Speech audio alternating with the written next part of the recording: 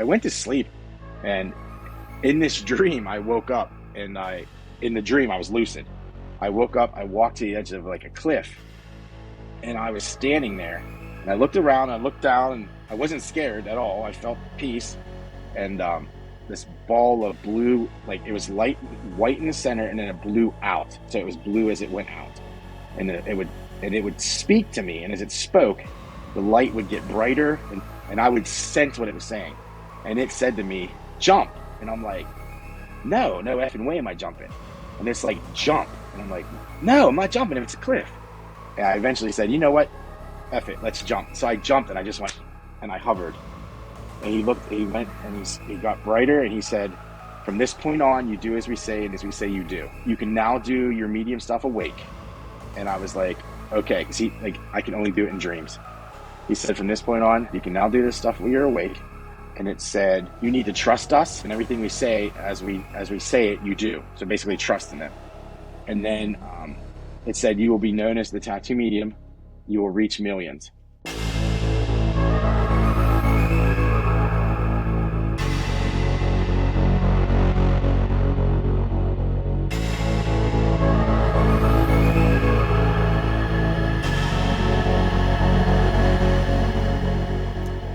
Hi everyone, welcome to the Phenomenon Project, where we explore consciousness contact and the true nature of our reality.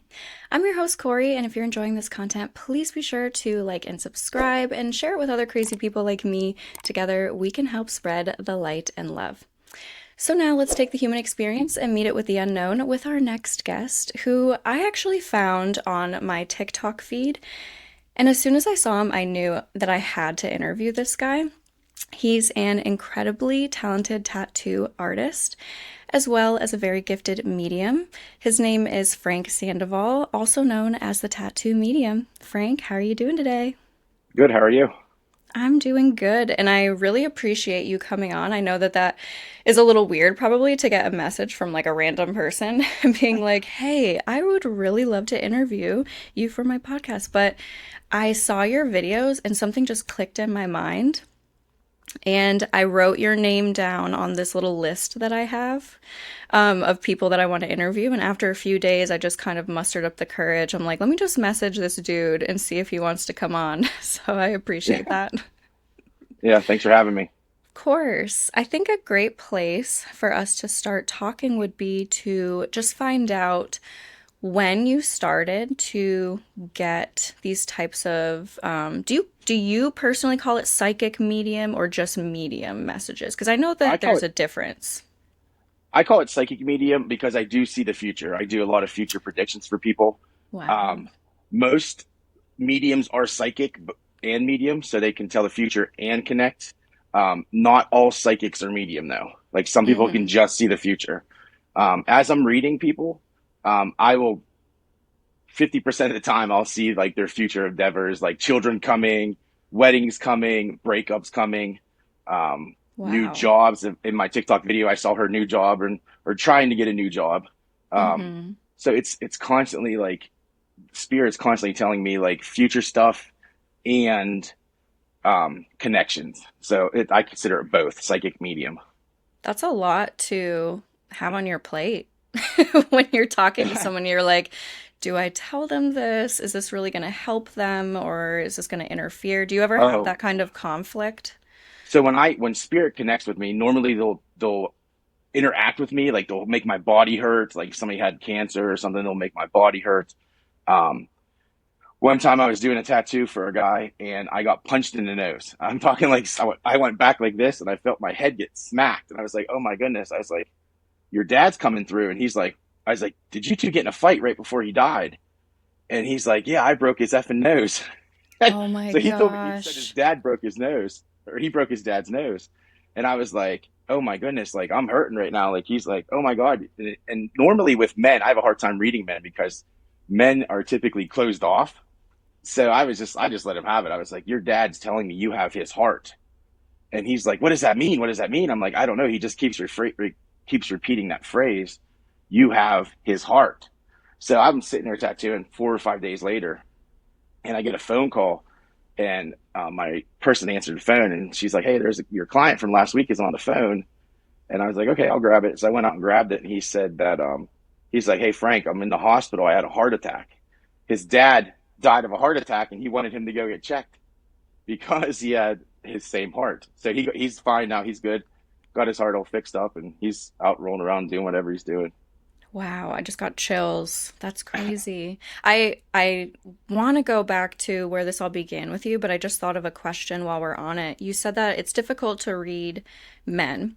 And I can understand why that would be, maybe because they're more reserved, closed off, they Yep. hold their emotions close.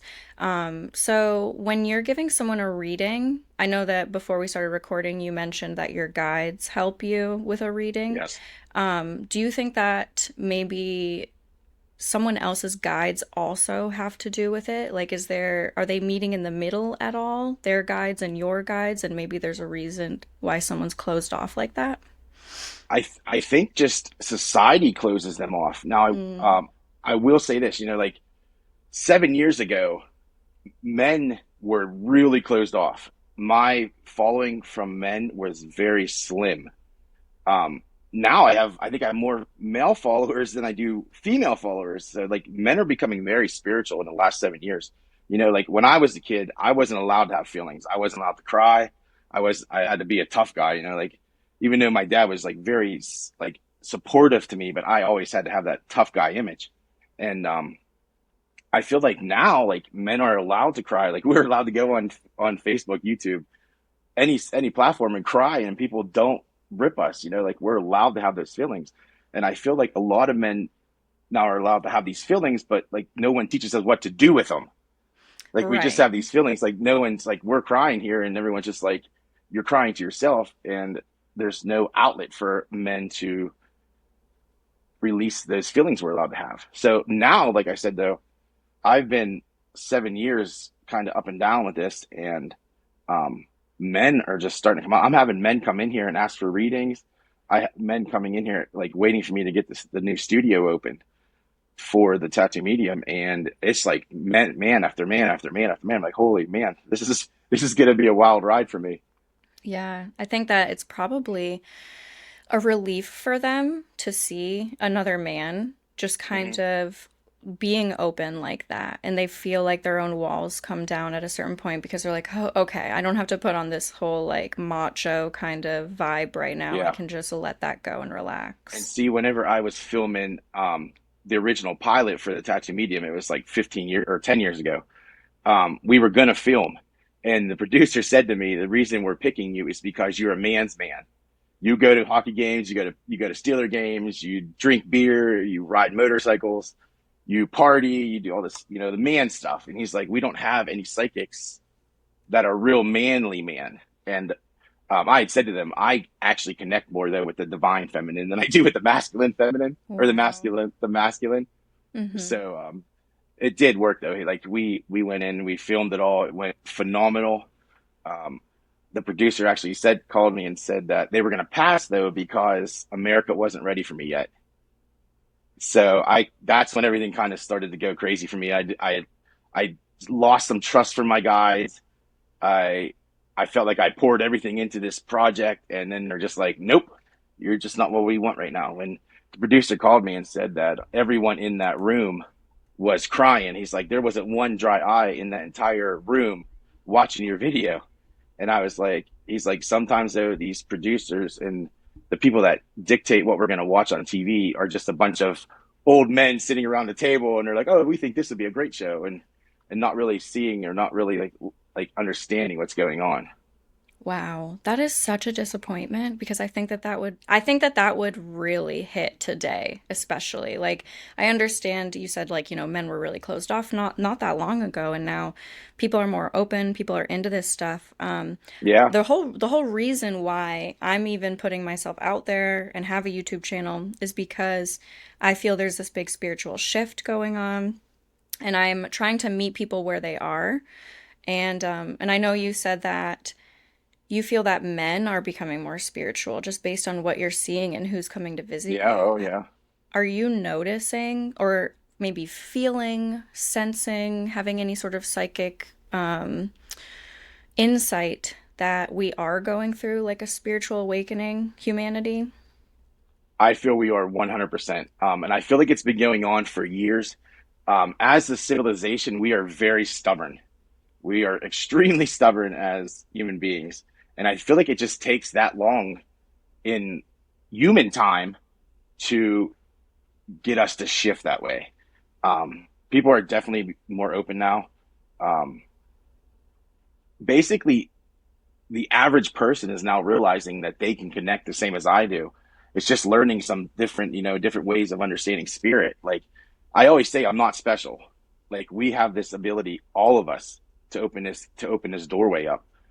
Once you open it, though, you really can't shut it. It's always going to be there a little bit. Um, but yeah, I always tell everyone like the shift is coming, and I feel like in the world, we talk about Mother Earth, the divine feminine. I feel like she had to go first because she is the figurehead, and then men would eventually follow. Like it's just, I know we think of men as being like stronger, but I feel that the feminine is the stronger because even in the animal kingdom, when Mama Bear is mad, she's mad. She's the father bear is off. He's doing whatever he's doing, and Mama Bear is the one that jumps up and fights, fights to the death to save her family. So I have always said the divine feminine has to go first to pull the masculinity to where it needs to go. And sometimes I have people look at me like I'm crazy, but I mean, aren't we all kind of a little crazy in this situation? That's what I started at the top of this interview. I said, share this content with other crazy people like Yeah, me because that's just what we are at this point. We're yeah. crazy. I had But surgery last month. oh, sorry, go I ahead. had You had, surgery oh, last that's month, and right.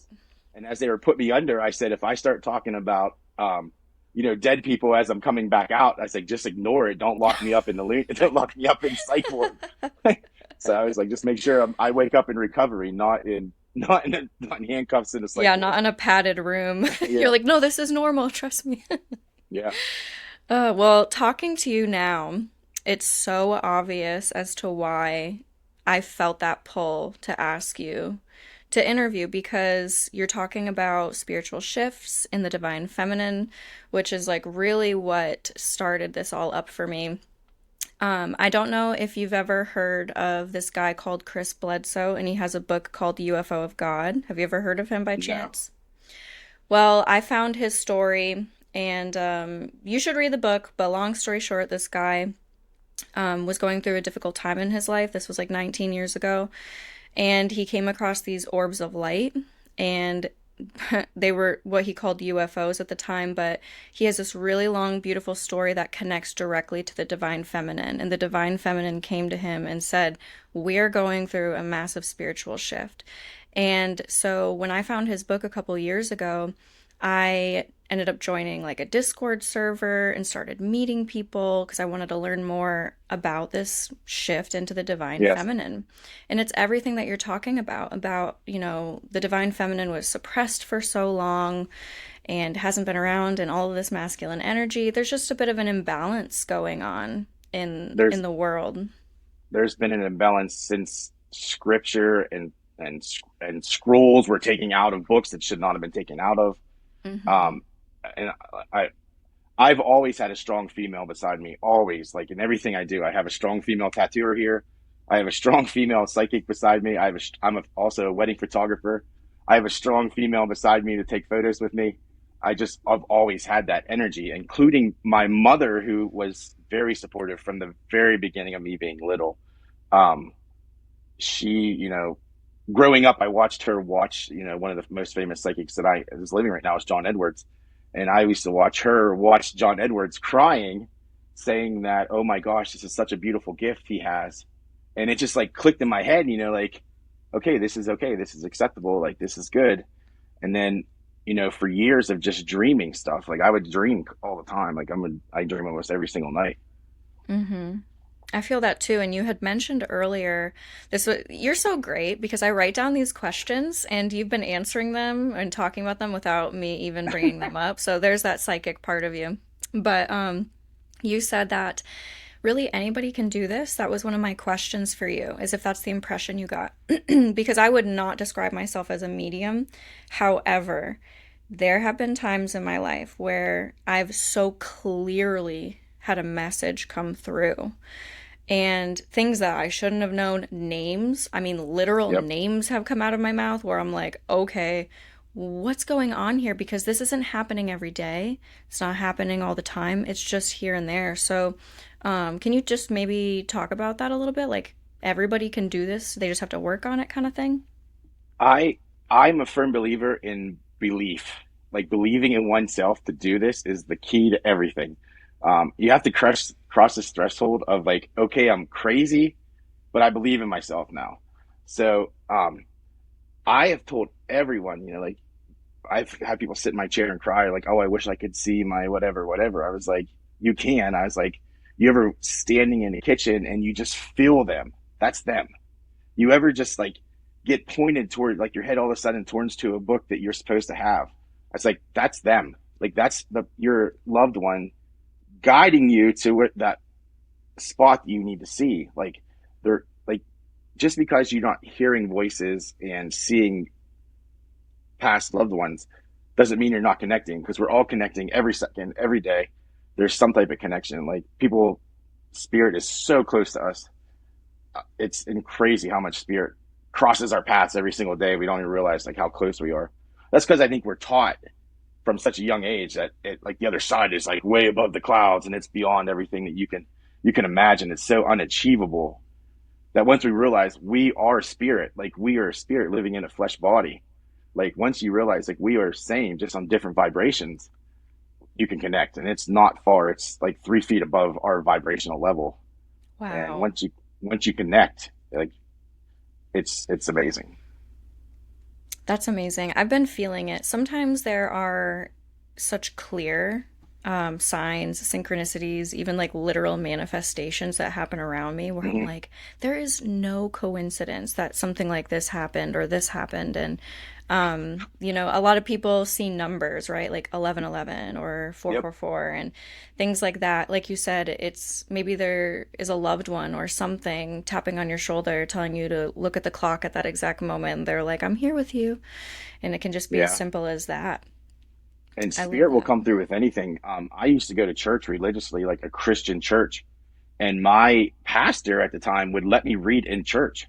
He would always say, like, there's no greater gift than somebody being able to connect to the other side to let people know that their loved ones are in heaven and okay. And one time I was in church and lady looked behind me. She's like, who's tapping on my shoulder? And spirit will say what spirit says. Like they do not care. And I said, it's your dad. And she's like, no, my dad's still alive. And I was like, no, it's your dad. And she's like, no, my dad's still alive. It's like, well, this guy says he died of a heart attack and he's your dad.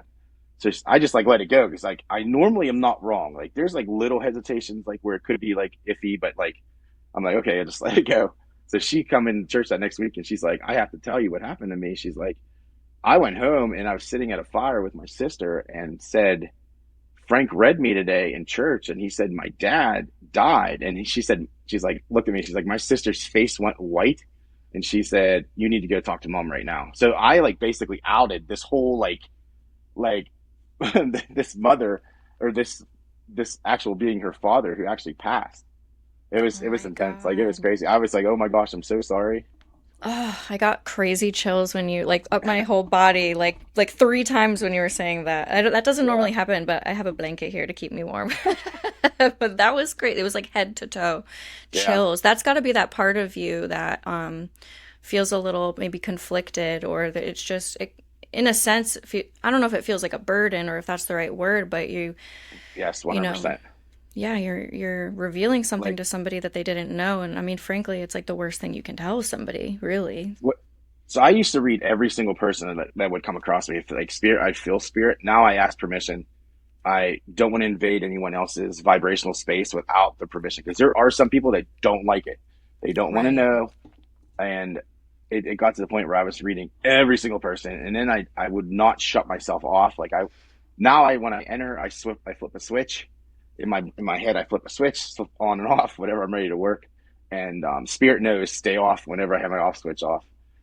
Sometimes it'll sneak through, but it's an off switch, on switch.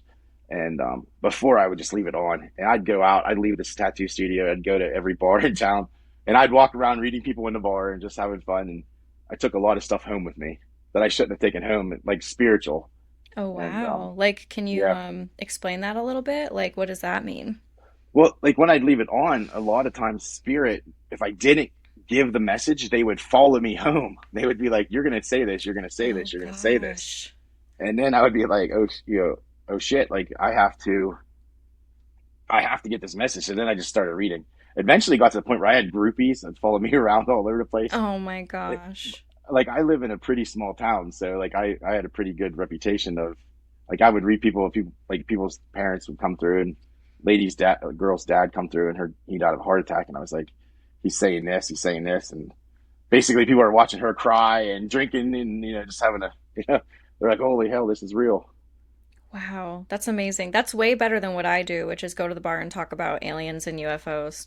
Oh I'm a big time alien guy. I love aliens. Really? Okay, then we'll have to talk Yep. about that later too. I want to go back to the original question that I asked you and then just abandoned because I'm like, this is going in such a great direction. But I really want to know, were you a kid when this started, or did this just start to develop over time? So I've always been different, like just different. I wouldn't. I was kind of a loner. I did play a lot, but like I was kind of a loner, and I didn't really notice anything till I got older. I was sitting at my high school girlfriend's house at the time, and I was just sitting on her couch, and all of a sudden I saw something run across carrying a fishbowl, and I was like, "What the heck was that?" And she's like, "What?" And I was like, "I just saw a kid run across from back room to room carrying a fishbowl, splashing water everywhere." And she said, "I didn't see anything." Well, it turned out that was my spirit guide, Timothy. And from that point on, a little bit later on, I was sitting at the hospital watching my grandmother pass away. And I said to my dad, I was like, I don't want to really watch her die. I'm 16 at this point. I was like, I'm going to go home and try to get some sleep and I'll talk to you in the morning. So I went home and fell asleep. And this is where everything started to kick up. I ended up falling asleep. And as I fell asleep, I got into dream state. And I dreamed that I went back to the hospital, slid my arms underneath her as she was dying, and I turned and carried her out the door. And as I carried her out the door, I came to a spot and cliche, there was a stairway. And I carried her halfway up. And as I'm carrying her, I noticed someone coming down. And I was like, as I meet in the middle, it was what I recognized to be my grandfather, just much, much younger now. And he had said to me, he's like, put her down. Once her feet hit the ground, she'll be fine. So I sat her down and like it looked like a Disney fairy tale. It was just like all this magical fairy dust spun around her and she was fine. Like it's literally like boom, she was back to normal, like young normal. And she had said to me, and he looked at me and he goes, "It's not your time, go back." And I was like, "Wait, what?" I was like, "I don't want to." He's like, "Go back." And I turned around, walked right back, and um, my dad come in the next morning. He said, "Your grandma passed away." I said, "I know." I said 6:45 a.m. He's like, "How the heck do you know that?" And I was like, "I looked at the clock on the door or above the Oh my door as I walked out." gosh. And he had said to me, he's like, "You know what's really crazy is your Aunt Ida saw you sit on that bed just before she died." And he was so Oh like my gosh. the whole family had this like thing. Now, once that happened, then it was like, um, it just like blew up. Then I was dreaming people's loved ones, dreaming of people getting sick. Um, it was pretty much nonstop dreams. I had a dream that my mom used to invite us over for chicken noodle soup every Sunday, and this Sunday, that the night before that, she had told me in a dream that she had cancer, and so I was waiting for this whole spiel of like, oh my gosh, my mom has cancer. I'm preparing myself. So she calls me and says, "Hey, come get chicken noodle soup this weekend." So I go over there and I'm waiting for her to say, "Hey, I have cancer. It's end stage. I missed I just didn't get to the doctors in time." But she didn't. And I was like, "Oh shit." So I looked at my wife at the time and I said, "I have to do this," because I told her about it already. I said, "I have to do this." I looked my mom straight in the face. I was like, "You have cancer." She's like, "What?" I was like, "You have cancer. You have to go get checked." And she's like, "Oh my God, I've been feeling so weird in my ovaries and stuff." And she's like, "I have to make an appointment." I was like, "No." I was like, "You make it tomorrow." It was on Sunday. I was like, "You make it tomorrow morning." So she got in and she was full of cancer. And that Oh my was 20, gosh. almost 20 years, it's like 17 years ago now. So she's Wow. been cancer free, thank God. But I did like that whole situation was like spirit came to me in that situation and told me that. So I do get that for everyone. I'll get that for my sitters. I'll say to my sitters, I'm like, hey, you need to get your stomach checked, or hey, you having troubles with this, you having troubles with that, and I'll get that whole spiel of to help. Spirit will help guide people. Wow, that's incredible. Thank God you said something. It's like you felt that urgency of like, just spit Yeah, it out, just say something already. But yeah, because it's almost like you were seeing the future if you hadn't said anything, with your yep. mom That's exactly saying, what happened. "Hey, it's too late for me," kind of thing. And wow, that's But incredible. in the same token, I I blame myself and my guides for missing my dad's stroke. So it's like a tug Mm-hmm. of war. It's like why was I able to see that, but not the stroke that my dad had during COVID? Mm-hmm. So it's like it's a tug of war. Like I constantly live in that struggle. That's something you mentioned earlier. I meant to dive into that was when you feel like you're being led down a path. I can relate to this a lot. When you feel like you're being led down a path so clearly from your guides, your angels, from spirit, and you feel like you're getting all the signs you need, right? But then something falls short or something bad happens and you weren't able to stop it and you really grapple. Like, I think that's it comes down to faith, right? Faith that Yes. everything happens for a reason. Maybe there are some things that are meant to happen, others that are not meant to happen, and it makes you question your faith, which I think is a lesson in itself, right? Sometimes we Yes. have to have our faith challenged, but yeah, can you just talk about that a little bit? Like, how do you overcome that? I think there are a lot of people going through difficult times that could use a little advice of how to get through something like that. I honestly think I was led down a path to like I said, I've always like searched for a strong female lead, and my guides had led me to someone. Um, just one night, I knew I was meeting her. I described her. My guide said it was it. She's the one. I ended up going to the place where I knew she was. I went into the bar where she was, shut my eyes, scanned, couldn't see her, and I was like, "Wait, this is not right. I'm usually never wrong." I ended up going back outside and telling my friend, I was like, she's not in there. He's like, dude, you need to calm down with this whole like trying to find your special someone. And not even 10 minutes later, my friend come out and she's like, hey, I want you to meet someone. And I said, holy man, you're so and so. I'm supposed to meet you tonight. And then her and I ended up, my guides guided me there, told me what she looked like, blah, blah, blah. And then a year later, it all blew up in our faces. Like we were just like, she was supposed to be the one. My guides put me in that spot. But I really think that that was my lesson to protect myself a little bit, to protect myself in Mm-hmm. like just letting people in. Um, it's wild because like we all believe that we're on this journey that has so many variations of paths. Like you can veer off in a matter of a second.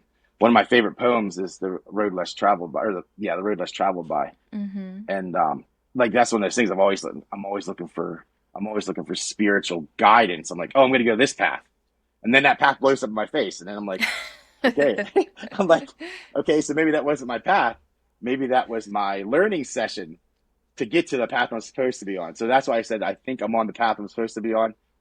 Who knows? I mean, it might get blown up in a year from now, and I'll start over, and that's just kind of what I do. Um, but I do. I think people try to look for too many paths and just instead of just being like I'm one of the people that I say like I can stand on the edge of a cliff and appreciate every single piece of grass as a journey or every tree or seeing every bird as a journey. Like it's okay, it's an experience to see all that. Like we are blessed to be here. It's extremely rare to be alive. Yeah. So it's hard for me to say, like the path and how to learn from it, but like I think you just have to move on. Like you just Yeah. have to. Like my daughter the other day, we were my 5 year old. She was asking me if I could teach her to talk to the dead so that she can talk to me after I'm gone. Like she's trying to learn all these things Oh, that's so as sweet. five. So and then we're talking about learning paths, and I'm trying to teach her, and all my kids, like, this is your journey. Like, from the time my kids are little, it's their journey. I'm here to guide them. I'm not here to tell them. I'm not here to dictate to them. This is their journey. Like, they're going to mess up. They're going to have heartbreak. They're going to go through trials and tribulations. And hopefully it's not as bad as what mine might have been, but they're going to have it. And as a human being, we should expect that. Like, we all kind of want the best for everyone, but we need to realize, like, it's not the best for everyone. Like, life is hard. It's hard, very It's hard. really hard sometimes. I think it's a part of human nature and like our self-preservation to want to like never go through anything difficult, right? Nobody Yeah. wants to go through discomfort, pain, loss, struggle, challenges, but I'm starting to learn and realize just by talking to people like you and exploring spirituality that it's kind of the whole reason that we're here. Because I believe on the other side, which in my opinion, is like the true world, right? That's like where we're really Yes. from in our soul form. It's like all love over there. And we come here to go through challenges, to advance, to learn to love in really difficult Hmm. situations. And that's what's most important in this life is learning how to love despite everything bad that's going on. And I really want to touch on something you said about sometimes we just need to like move on from something, like you can't just Yes. keep holding on. I think especially with trauma and PTSD Yep. and every reason in the book that wants to keep you in this state of discomfort and pain. It's like walking along a path, right? We're talking about walking along Yep. paths and you trip over the root of a tree and you're laying there on Yep. the ground and it's really shitty and like you don't want to get up, but how are you ever going to travel along the path if you're still laying there holding on to that root?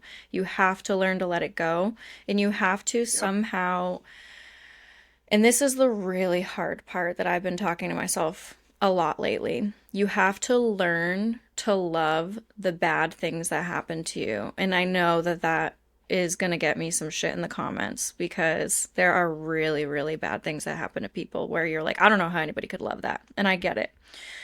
But, I'm going through my own chapter here where I'm like, I cannot take any more of this. Like, I can't take Yeah. any more bad stuff happening. It's just one thing after another. When I get knocked down and I feel like God's lifting me back up, God's letting go halfway and being like, nope, Yeah. you're I not could, coming I could back up relate to that. yet. I could totally relate to that. And so I think a lot of people need to talk about that because it is part of our experience of being human. Like, a while back, I was building a house. I was having a lot of stomach issues, a lot of stress. I thought I had IBS. I thought I had blah, blah, blah. Like, it was one thing after another. Every time I'd feel better, I'd get knocked back down. Turns out I had celiac disease and I can't eat gluten. So, I mean, it was literally like I felt amazing after I quit eating gluten. And then I had Mm-hmm. some surgery inside my stomach that I just had, and I needed some other stuff. So now I'm recuperating. So as I get built back up, I'm like, bam, take another hit. Just take another hit. See how much hits we can have. Now I will say this: I feel this with the bottom of my heart that right before we are ready to level up, we get the hell beat out of us. So, and right now is my come up. Like, I did my trials and tribulations. I went through all my crazy days. I went through, I got divorced. I lived in my tattoo studio for 2, 3 weeks before, I actually had to, to go back home to my parents' house. I, it's learning to love the bad spots in our journey that is so important because those bad spots are what made us who we are sitting here today. Yeah. Yeah, it literally leads you to where you are.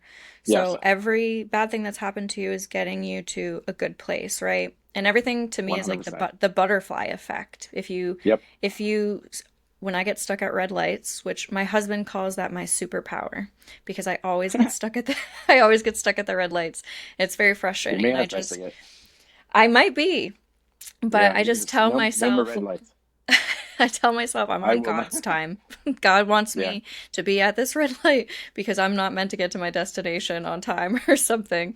Even Um, my daughter, who is 5, she looked at me the other day. She's like, "Dad, I want to be on TV." I was like, "No, no, no. You say I will be on TV." And she's 5. So I'm already starting to teach her manifestation and how to be. She's like, what do you mean I will be? I'm like, you will be. It's the power of thought. So once you say that to the universe, and the universe is going to start putting you things. So now she has a little microphone at home and she's learning how to do like news and stuff. So she's already, even my son, he's 3, and he wants to be a WWE superstar. And I'm like, Ender. His name is Ender. I wanted a very unique name. And so we That's picked really Ender. cool. And I said to him, I was like, you're going to be WWE superstar heavyweight champion. He's like, I'm going to be the champion. And so he's already like, I'm already teaching him how to manifest. Even my older 2, that I'm like, this is how you manifest. This is how you like, you make things happen. You have to tell the universe you're ready for it. Don't give the universe speculation. And I mean, what else is your kid supposed to be if not a wrestling champion with the name Yeah. Ender? That's what I said. Like we gave him I wanted a name that people would remember. And I didn't even realize I didn't realize that was a character from Minecraft till afterwards. Like we had somebody's like, "Oh, you named him after a character in Minecraft." I'm like, "What's Minecraft?" And then I was like, "Oh crap, I guess we did." But yeah, Do you think that like spirit will drop little things like that in your mind? Like the name of your kid, or do you think that you just came up with that? oh, I think they definitely will. I think they'll give you a name or an idea or something to help guide you to the future. Yeah, just like basically, um, like the name Ender. Like I said, I constantly sat there and I was like, I want a name when he runs out of a stadium, comes out on a Broadway musical. Like I want people to remember that name. Like it's already like he has an actor's name before he's even an actor. Or Right. yeah, And like that's he's a not gonna cool have to change name. his name. Yeah, and he Because I is a mean, little badass. some names are like, okay, I see that you were trying to be unique with that, but that kid's got to live with that forever, kind of thing. Yeah. And then that, but Enders are really cool when you're really setting him up for success. And I mean, he's not gonna have an office job. He's a big boy too, so that's like we started watching football together the other day. He's like football, and I'm like okay, let's put football on. So we had to watch the game, and he sits there. Now my older one, she predicts the winner almost every single time. I'm like, stop saying this. I'm gonna have to start betting on the winner here. I was She gonna picks say my you gotta get colors. her in She fantasy football league or something. yeah yeah she picks the color she likes the best. Oh, So there you go. There you go. That's how I would do it, honestly. I'd be yep. like, I like their uniforms. That looks nice. Um, so I wanted to, you've already kind of touched on it a little bit, but when you're getting messages, okay, so you get physical sensations, right? You get the Yep. feeling like you're getting punched in the face or other sort of ailments that maybe somebody is going through. Do you actually see things or do you see them in your mind's eye? So I see it is like a mind's eye. It will look like an imagination to me, but it's like more of a vivid imagination than somebody just stepping forward, like I see you or any of my clients. As I'm reading, the first thing I do is I normally hear like some mumbling. I describe it as if basically, if you know those cups you used to make when you were little with the string and it had like Yeah. styrofoam cups, I said, imagine that, but stretched across the country. Like I'm trying to listen and I'll hear like a little bit of mumbling. And then once I connect with spirit, it's like, I'm like energized and I'll feel like the vibration. My hairs will stand up and I'll just be like, okay, I'm connected. And then once I'm connected, it will start to spit. Like I'll smell things like I'll smell like peanut butter or cookies or soup or stinky feet. One time I said Oh about the stink. no. I said, your dad had stinky feet. And she's like, oh my gosh. I'm like, that's like one of those things. Like a lot of people have stinky feet, but like, it was just like, I could smell his feet and I knew what kind of cars he had. Um, it's like I'll taste things, like I'll crave things. Like I don't even eat pastrami. And one time I was craving pastrami sandwiches because his grandfather would make him pastrami sandwiches all the time. And so I mean, I see things, I smell things, I just know. The power of knowing for me is the worst one. Like not the worst, it's actually the best one. It's that gut feeling. It's that mother's intuition. It's that like it's just that gut feeling deep down inside, like something's there. And as soon as I feel that, I'm just like blah blah blah blah, and it just starts to come Yeah. out. That's really interesting. I feel that sense of knowing. When things come to me, like someone was trying to ask me recently about remote viewing. Are you familiar with remote viewing? I believe so. I if I'm thinking right, shut your you're right, you're blindfolded and Is that right? You can be blindfolded. So Hmm. remote viewing is it was actually something I think that was created by the CIA. Maybe not created. I think it's always been a part of humanity with our psychic abilities I and do stuff know like that. exactly what But this is then. Yes. yeah, and I can remote so view now that you say it like that. I think anybody can, and this is something Yes. that each time I dip my toe in, I am like right on the money. And then every exercise I do after that, I start to lose it a little more and more. But like my first one of the day is always like scary accurate. And I was chatting with someone because I like to get together with all my UFO friends a couple times a week, and we'll do like little Zoom meetings, and it's a really great little community. But someone was asking me like, "What do you feel?" And it was so hard for me to describe because I'm like, obviously, I want to help this person just tap into anything, but I don't know how to describe the knowing, right? Like, all of a sudden, Yeah. something will come to my mind and I'll just start drawing and I'll start writing down what I'm feeling, what I'm seeing, what I'm Yep. sensing. And sometimes it's so scary accurate. Like, there's even this app, it's called RV Tournament. And what it does is it gives you a target. So it'll give you like an 8-digit number. And you think about the number, you think about the target, and you write down whatever, you draw whatever. And then when you click into the next screen, it'll give you two pictures. And you're supposed to choose what picture you think you were hitting on. And it got to the point where I was drawing both pictures, like on the top and the bottom. I was drawing everything, like even in the exact spot of where it was. And I Yeah. can't, it's like you said, it's just this knowing that comes through. And sometimes I'm really wrong. So I need to learn how to differentiate that true knowing versus like what am I just making up here?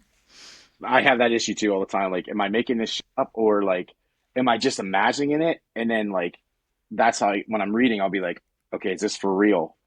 And then I'll say things and they'll be like, oh no, that's not connecting us. And then they'll go home and they'll message me and be like, hey, I talked to my mother and she said that was true. I was like, so like, I feel like a lot of the stuff we get is actually true. Now, when I remote view, I didn't ever call it that, but I'd always say I'm using my guide's eyes. Oh, So wow. my spirit guide would be on location, and then I would read through that. Like I would not read through that, but like I used to use it like a parlor trick. I'd be messaging and talking to people, and I'd be like, "Oh, you're wearing a pink shirt today," or "You're wearing a blue shirt today," and they would write back and be like, "Oh my God, stop it! Like, how do you know this?" I'm like, "Because I'd always say Timothy is there. Why Timothy is there and see what you're doing." One time, I was my ex girlfriend. She was working and I knew exactly where she was. Like she worked at a mall, and I knew where she was, where she was walking. I was like, "Oh, you're going up an escalator right now," and she's like, "How do you know that?" I'm like, "Because I could feel the level of the change in the elevation." And she's like, "Oh my God, you're so freaky." And then she went back to work, and I described the people in her like where she was working, what they looked like, what they were wearing. She's like, "This is ridiculous." She's like, how do you do this?" I was like, Timothy is either with you and relaying messages back to me that I'm feeling, or I don't know. Wow. Maybe it's a Yeah. I mean, vibration. who I'm picking up a knows? frequency. Who Yeah. knows what we're tapping into, this like central location where all of this information is available. But I had to write that one down because today's Sunday, so tomorrow on Mondays I get together with some of my friends and we practice our psychic abilities, and remote viewing is one of the things that we do a lot. And I don't think it has dawned on any of us to try to tap into our spiritual guides and see if maybe Yes. they can help us with this. So put it down with like a bunch of stars next to it. I'm like, I have to Yeah. talk to them about this. I used to do it all the time. I would do it where I'd be like, hey, I need to go somewhere. Can you go find out what, like, if I'm doing a reading at a house, I'll ask my spirit guide to go look at the house first and then relay what it looks like back to me. So I can kind of get the layout of what everything looks like before I get there. And that happens all the time to me. So I never actually thought of it as remote viewing. I just thought of it as my spirit guide, like helping me out. So maybe try Yeah. that. Try connecting to your spirit guide, and I visually use his eyes. Like I'll like because he's like he can go anywhere he wants or do whatever he wants. So I'll visually like connect to his eyes, and I'll kind of like see mine flip, and then I'll look through his, and it's worked. Not knowing that it was remote viewing this whole time. I Wow. just always thought it was something that spirit guides did. That's amazing. I'm going to give that a try and then I'm going to send you a message and let you know if it goes well or not. Perfect. I wanted to ask you, so you talk about spirit guides, which I totally believe in, and mine tend to have a sense of humor when they do things around me, but do you ever have interactions with what you would maybe consider to be like more angelic type of vibes? Do you believe that we have kind of a direct connection with angelic beings? What are your thoughts on that? I do think that. I think that we have a connection with angel, angelic, stuff like that. I think we do have a direct. We all have like a guardian angel per se. Um, um, my more angelic or spirit guides are more Native American type guides. They're more like higher up on the. Um, I wouldn't say like I have my guides, and then I have like a little bit higher up like shamans and stuff like that, like more angelic or up. But I do. I believe angels do exist. Not in the way that we see them like drawn something necessarily, but I do think a vibration and energy source will guide us through it. Like an angel will guide, help, um, push us in the right direction, turn our car in a spot when it's not supposed to be. Like Mm-hmm. I've been through a lot of spots where I've almost died. I fell asleep at the wheel of a car once and went airborne, and right at the right perfect time, my ex wife called my phone and woke me up, and I woke up as I was hitting the tree. Oh So, my but I gosh. I was in a dead zone, so I shouldn't even have got that phone call. Mm-hmm. So at that point, that phone call rang, woke me up. I saw the tree. I was able to turn the wheel just as it was coming down, and got out of the way. Got out of directly to the tree. The sunroof, as I was hitting, the mud was coming into the sunroof. I was soaked in mud Oh my and just debris. gosh. So it just it Divine just happened to be. intervention. That's what I say. It was like something connected that phone call in a dead zone that should not have connected. So Right. yeah, I do believe in That's angels. that's amazing. I used to work on the flight deck of an aircraft carrier. I was in the Navy for 4 years, and there were a lot of times where, and I think people who do dangerous things connect with this type of thing. I had a guest on recently. His name's Ryan Dabian, and he's into all of this psychic stuff. And he competed in this like psychic Olympics over the summer called the Psy Okay. Games.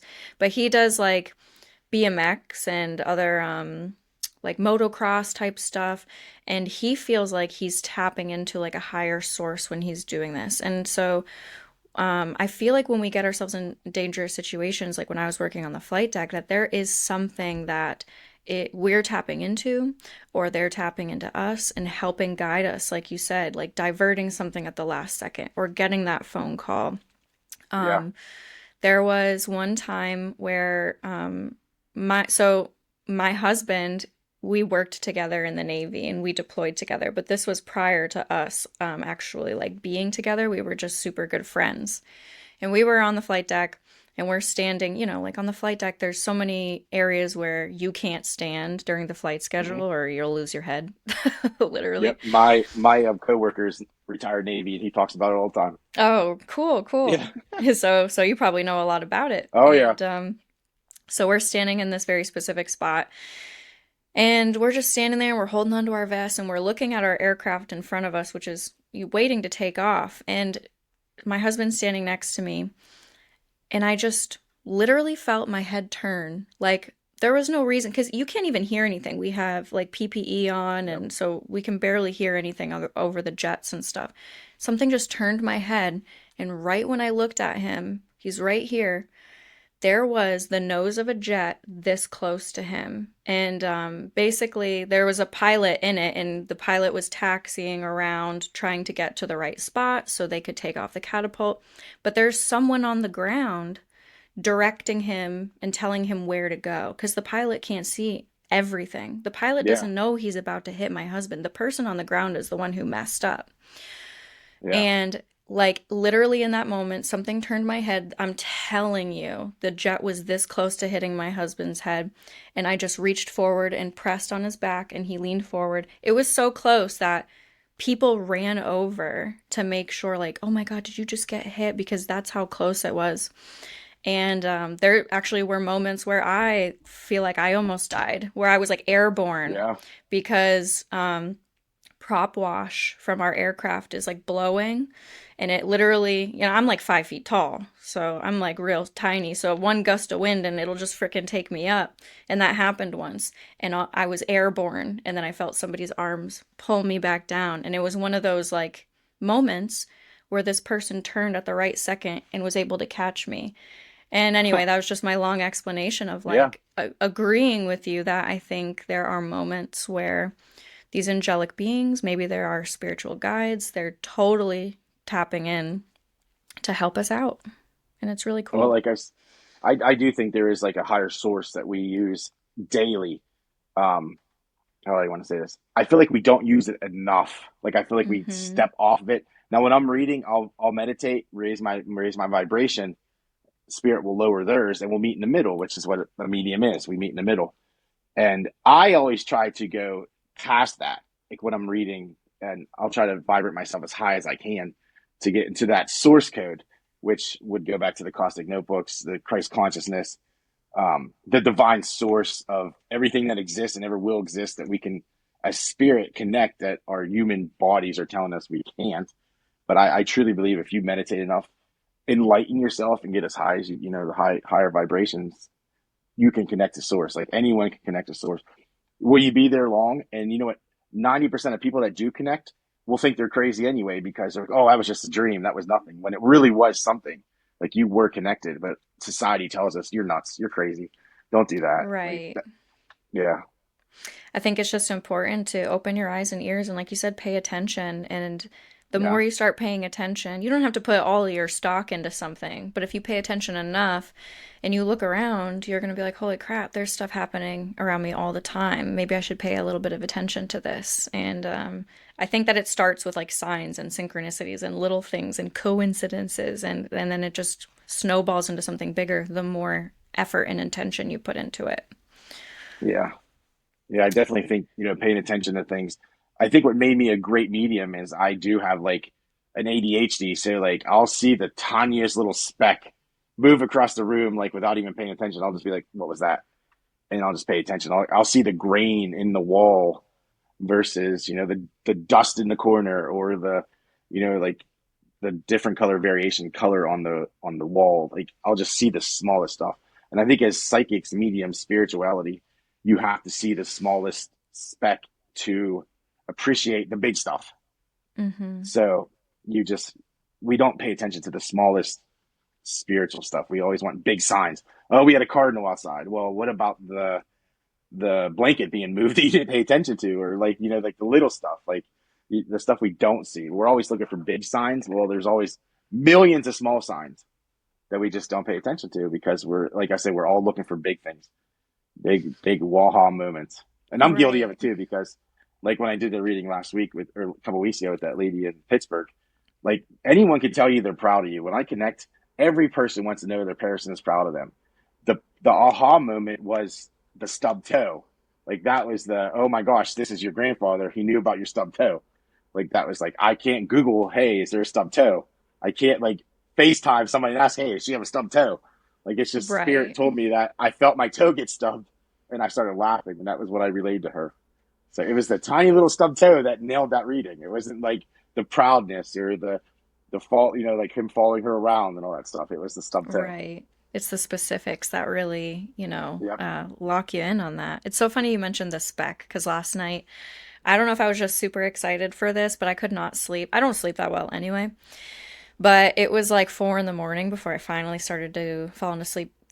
But I was trying that whole time to get into this, like a good mental state, like a good psychic Mhm. mental state, and see if I could get any visuals. And at certain points, with my eyes closed, I was starting to see like I don't know. I felt like I wasn't even planning on talking about this, but I felt like I was seeing a scene with all of these kind of glowing figures and they were moving around. And when I opened my eyes, I swear I saw like a glowing speck fly across the room. And I was like, if that was you, can you blink? Like, I'm like you said, you're just asking for more. And you're in, Yeah. even when you get like bigger signs in your life and you're like, okay, cool. If that's actually you, can you do it again? Or can you do this or do that? And it's like we just Yeah. keep wanting to like ride that high essentially. And we just need to be appreciative for what we get sometimes. I truly believe that. I truly believe the small specks are more important than the Mm-hmm. aha moments. So Right. I think it feeds into faith a little bit.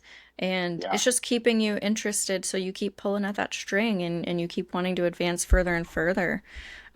So that's just something I got to work on. And I think that those little images that I got in my mind of like, I swear it was like I was seeing them with my eyes closed, like actual silhouettes, not just like kaleidoscope stuff, real silhouettes of these glowing white beings.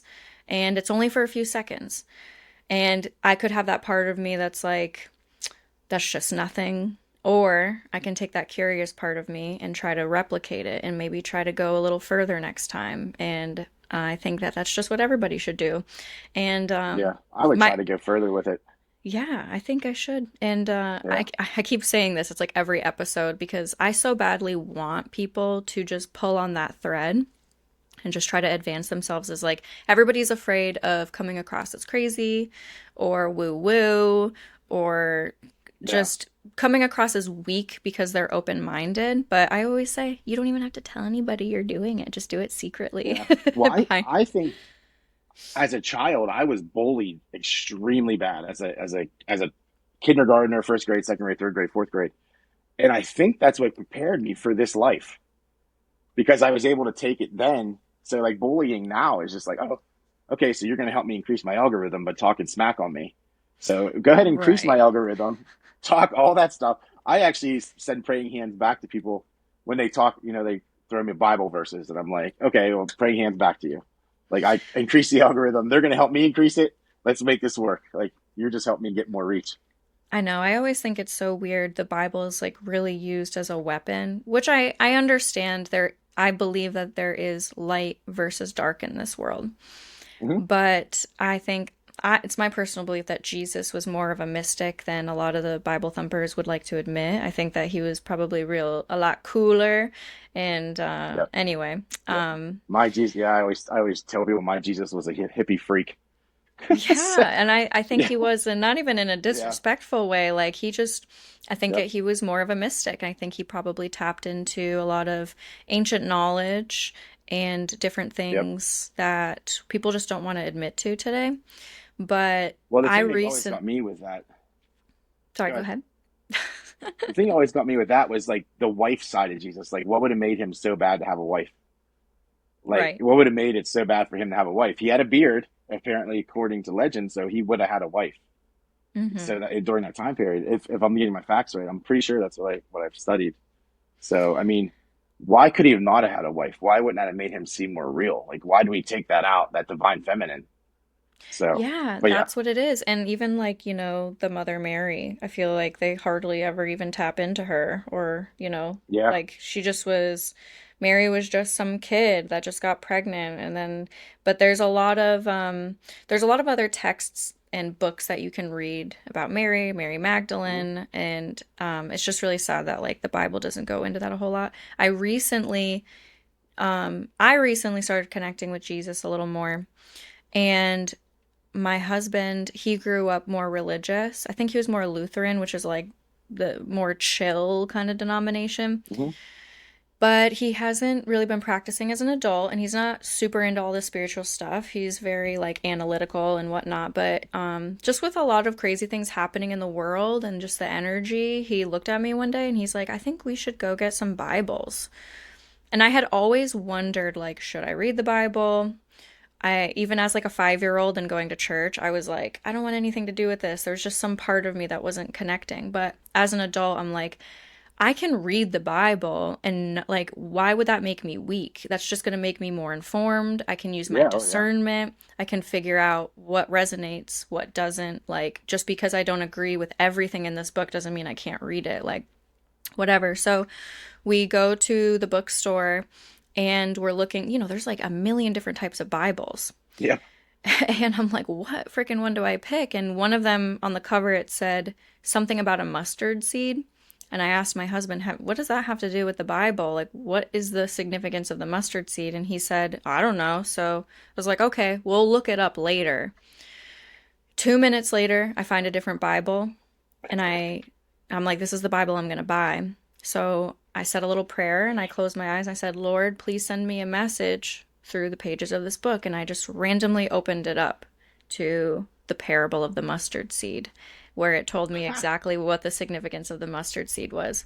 So I felt like that was a sign to at least read it. And like I said, Yeah, people are so put off by stuff, but like, isn't there more power in knowledge? If you feel like you don't like something, just learn a little more about it. You might still yeah, not like it afterwards, which is totally fine, but at least inform yourself, expose yourself to I different agree. things. My when I at my old shop, I had a pastor that came into the shop the one day, just out of the blue, before I even knew anything about like being a medium. I was didn't really come out yet, and he walked in and he said, "I had this dream last night. I need to talk to you about the rapture." And everyone in my shop like stopped and looked at him like, "What the hell is this guy doing?" They all knew he was the pastor of the town, and he's like, "I'd like to do Bible study with you."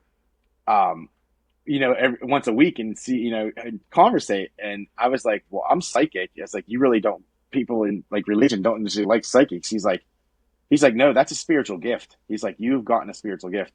People just don't understand the spiritual gift that you've gotten because they were told in Old Testament that was bad.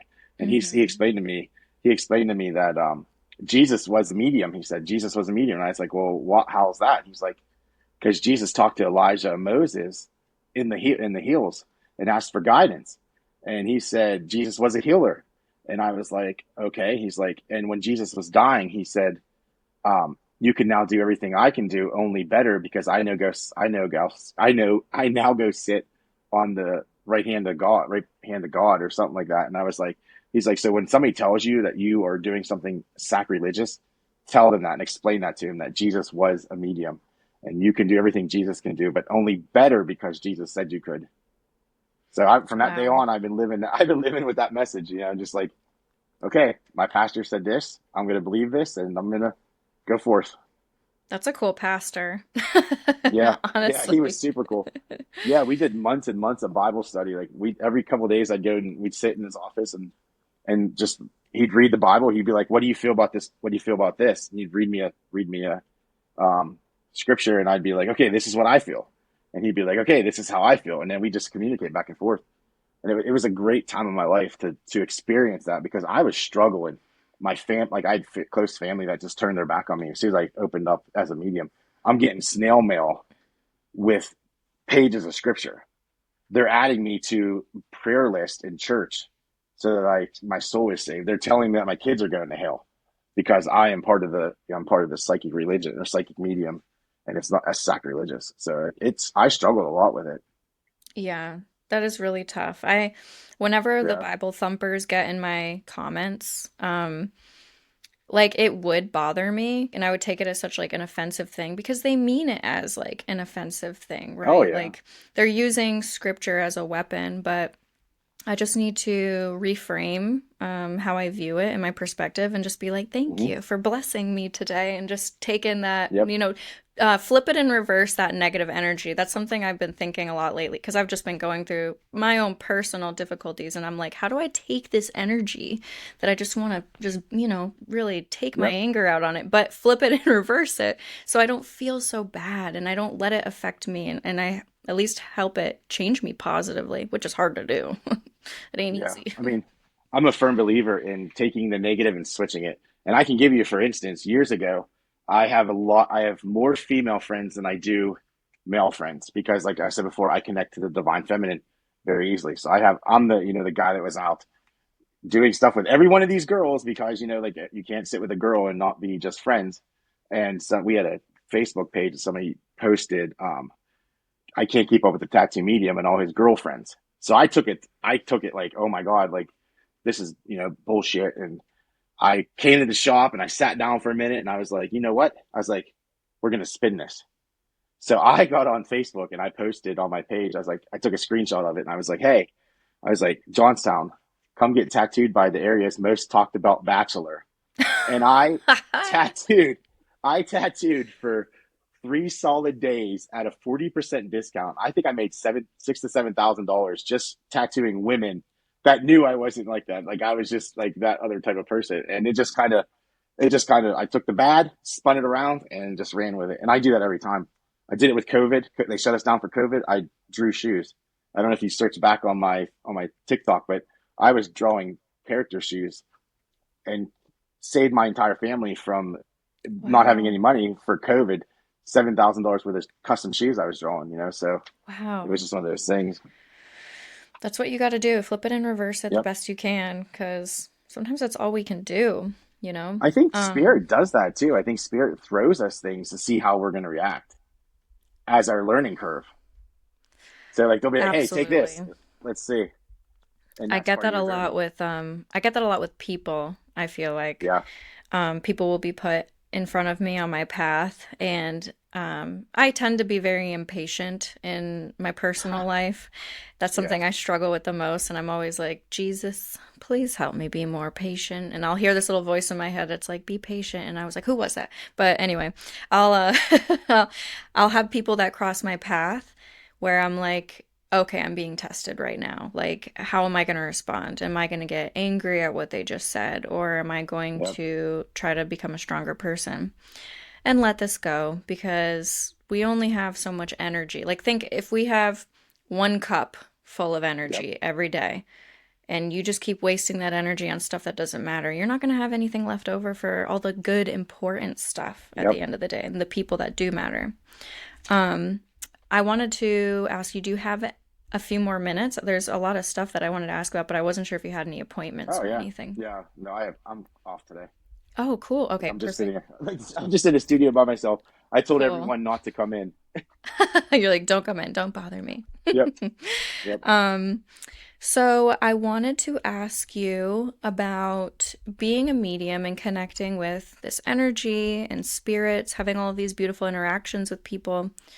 How has that changed your view on like the meaning of life here or the afterlife? Okay. So I went through this time period where I was very scientific, very scientific. I went through this like, why am I connecting to this? What are these people like? Is there anything really after here? So as a medium, I'm still questioning this. Like, where does this come from? What are we getting? And I how do I want to say this? The medium side of me made me appreciate like family because I have so many family that I read that take everything for granted. And like you're going to see your mom or your dad, and like you don't see them every day. Like you may see them once a week or once a month, like over a year, that's 12 times. So I'm just like, take that time, make that phone call. Like I'm like, appreciate the tiniest little thing. I was like, my fiance, she's a lot younger than I am, and we have like we have a 5 year old and a 3 year old together, and I'm 47, and she's 30. So we have a big age difference, and I'm all the time telling her because I have two older children that are 15 and 12, and I'm like, this goes fast. Like you're gonna blink an eye, and she's gonna be 15, and he's gonna be 27. Like it's just gonna blink away. I was like, so don't sweat the small stuff. Like don't get crazy. Don't like when she's acting nuts, like let her throw her temper tantrum. She's learning as much as you are. This is her journey. Like let her.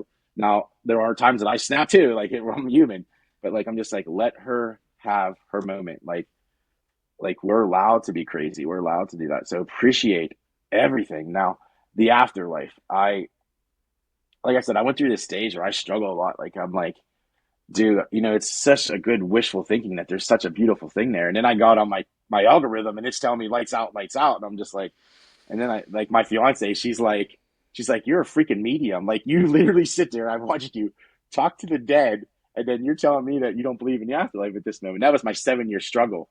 Like that was just like, okay, like what am I doing here? And eventually I was like, you know what? I was like, I want to believe in something. I know that there's something. I sat with my spirit guides. I've talked to spirit. I've gotten information, and now I'm not so scared of it. Like what death does to me, that doesn't scare me. It's like what I leave behind scares me. So like I'm like one of these people that I have to prepare, and like I'm like moving a little slower than I want, and I'm like an instant gratification guy. So like I'm trying to like pull everyone with me to get to the point where I'm like, okay, if something happens to me tomorrow, this is what you're going to do. Like this is the steps. Like even my daughter, she asked me the other day, she's like, what will you do whenever something happens to you? I was like, you're going to mourn, you're going to cry, and then you're going to move on. Mm-hmm. You're going to prepare for your own journey. Like this is like, because a lot of times people do get stuck in mourning.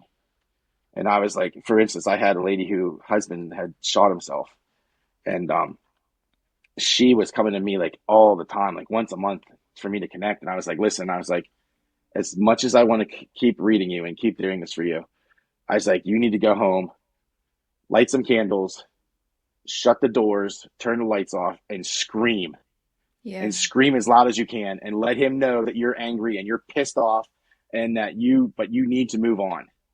Like, I'm not saying forget him or forget the time you spent with that person, but as a person, you need to move on. Like he's on a separate part of his journey now, and that may or may not include you at this point. But like, you need to move on. You need to become who you're destined to be, because his journey took him off this life journey. So, like I said, I truly believe life is precious, all life. Um, I think like the little things, my stupid things my kids do is as crazy and as annoying as they are. And sometimes, like I tell everyone, being a parent is the best thing you'll ever do, and it's also the worst thing you'll ever do. Like, there's no more peace. Like, you don't have a second to like even breathe when they're little. Like, they just want to play constantly and throw fits and smack each other. I was like, so it's the best thing you're ever going to do, but it's life. It's like breathing life into somebody, and watching them grow and become, adults. And Yeah. like my oldest has a boyfriend now, so like he's talking to him all the time, and like she comes to my house and she's gone. She's in the room on the phone playing PlayStation with Mm-hmm. him or whatever. But like, that's her journey, and like, as much as I know, like I want her to experience life. I want her to experience a heartbreak. I want her to experience everything that makes life precious. And so, yeah, I it makes me feel like life is more precious now as a medium than just being somebody that goes to work 9 to 5 and goes home and eats dinner and goes to bed. So I kind of see the small things in life more vibrant. Like, I see trees. I'm starting to get back to it, but I used to walk outside the door and see trees with auras. Like, I Oh, would see the glow wow. of the aura in the tree. So I would explain, like, this tree is blue color, like this tree is orange, like the vibration of life is beautiful. That is so weird that you just said that super specific thing because because I follow all of these like funny spiritual meme accounts, Okay. and this super specific one came across my Instagram feed last night, and it just said like a bunch of crazy stuff like who I used to be and who I am now, like da da da da da da da. And then at the very end, the last thing it said was, and like now I talk to trees or something like that. And I was like, that is so funny. Like, I can't relate to talking to the trees, but that's like, that's stuck with me. And then now you're saying, like, oh, now I Yeah. see trees. And that's I mean, so think of the funny you said that. trees. The tree is connected to Mother Earth, the divine feminine. So like, Mm that's hmm. why, tree hugger. You hug a tree, you're Mm gonna feel hmm. that vibration. Like, I used to make my daughters thank the tree when we cut it down for Christmas.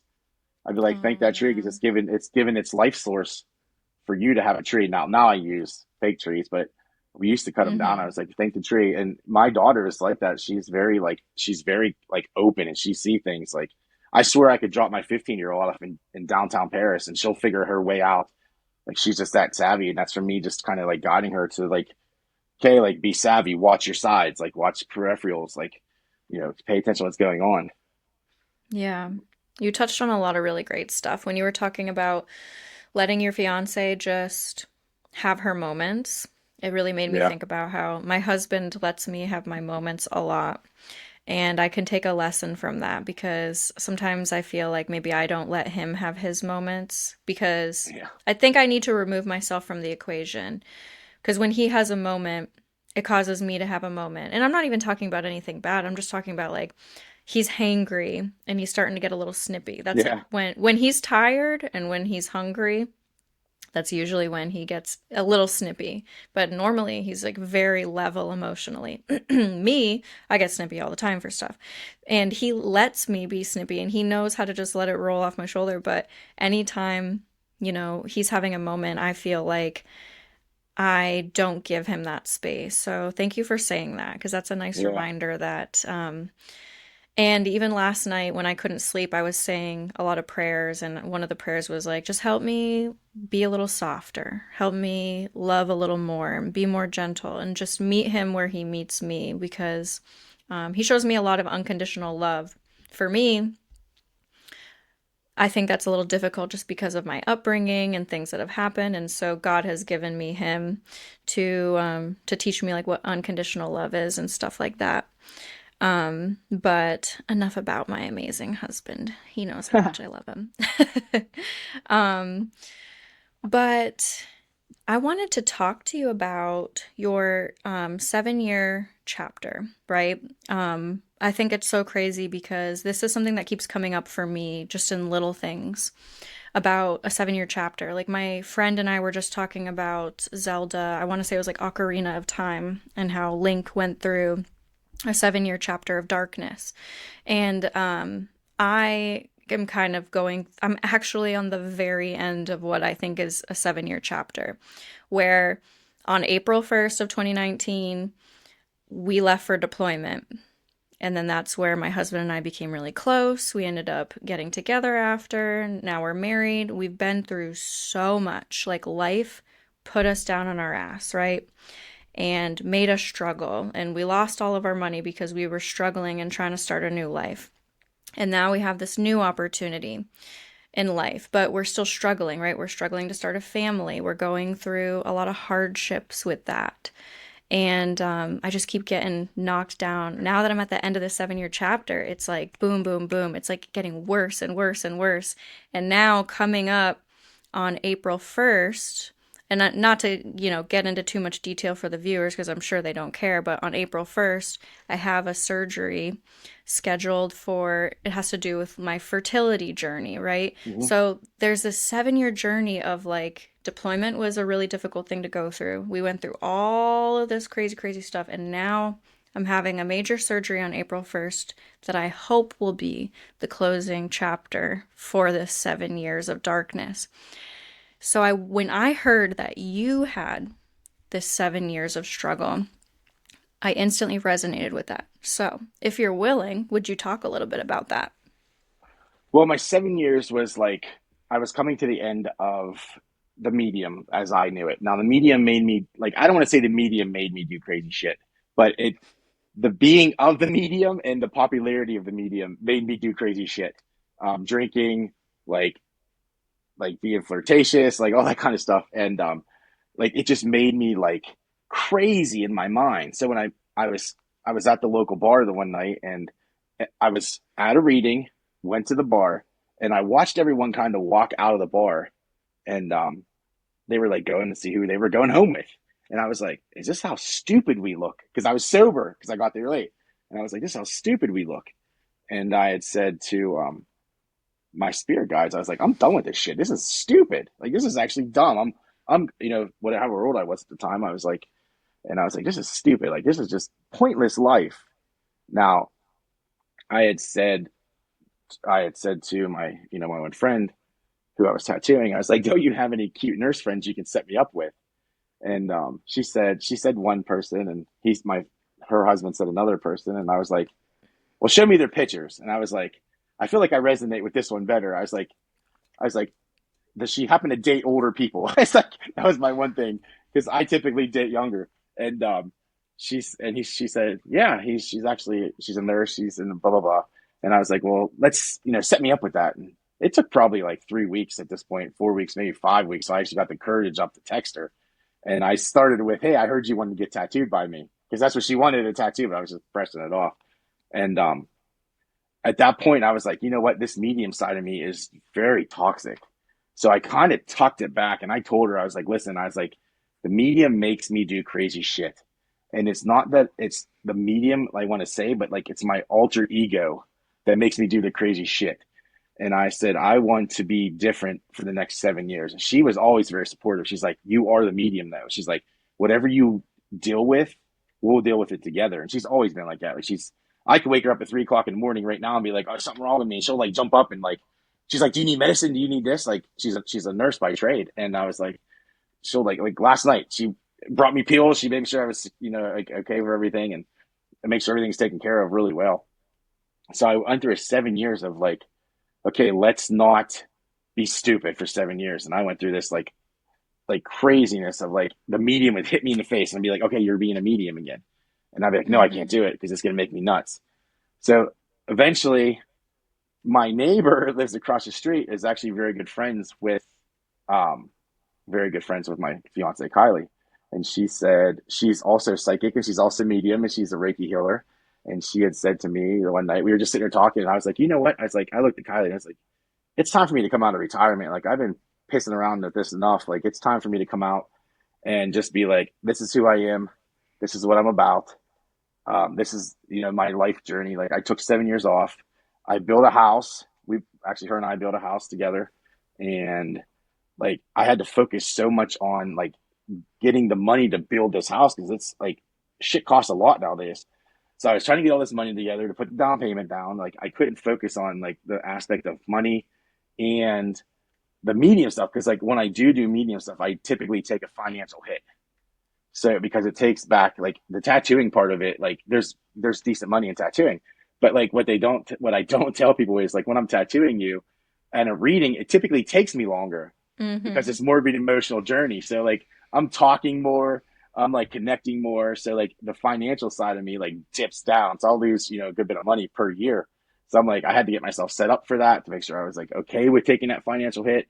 And basically just came out. I sat with my fiance and my friend Bree and her friend, both of our friends, and I was like, let's make this happen. Let's do it together. Like, let's come out.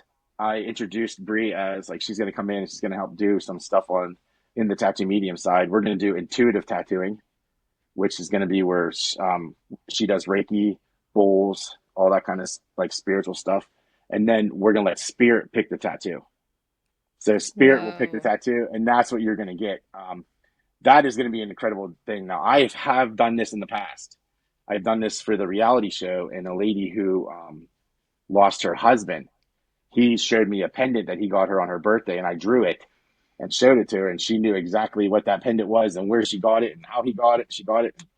As I handed it to her, he said that this is the last gift he'll ever give her, which was Oh. the last gift he ever gave her. And I hand it to her. So spirit will communicate with me and tell me tattoo ideas, and I'll see things like you know stuff for, as I'm tattooing people. But yeah, so like Mm-hmm. 7 years was just like it was up and down. I was struggling with my stomach. I feel like my stomach had a lot to do with my nerves from not being the medium that I'm supposed to be. Like my greatest joy in life is seeing someone's face light up when I connect them. Like I'm irrelevant at that point. Like what I feel about me is like I am not. I'm just a connector. I'm just like a wire that connects two sources. Like what comes out of my mouth is spirit. So like whenever I can tell someone that's I give them a fact or like they know like the one lady was sitting here and her dad said he was mad on the other side that his daughter hit his garage door last week. Oh So like no. that's a fact that I would not know. I just saw the garage door get hit and I was like, hey, your dad's telling me that you hit his garage door. He's pissed.